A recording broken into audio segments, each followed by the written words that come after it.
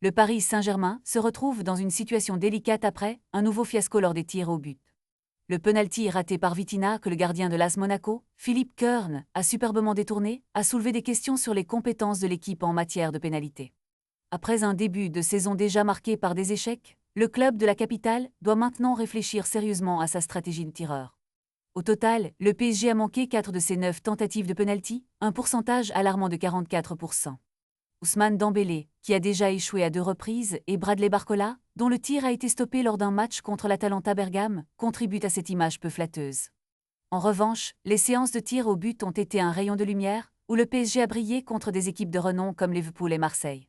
Cela soulève la question, qui devrait être le prochain tireur désigné? Plusieurs noms émergent, notamment ceux de Désiré Doué, Nuno Mendes et Gonçalo Ramos.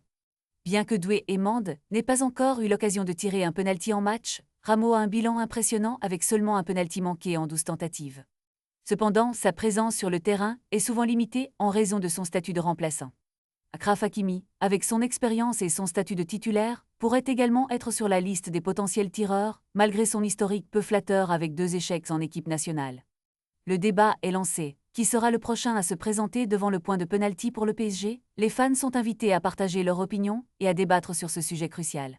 Cette situation inédite pourrait bien redéfinir la dynamique de l'équipe et influencer leur performance en Ligue des Champions. Ne manquez pas l'opportunité de participer à cette discussion essentielle sur l'avenir des penaltys au PSG.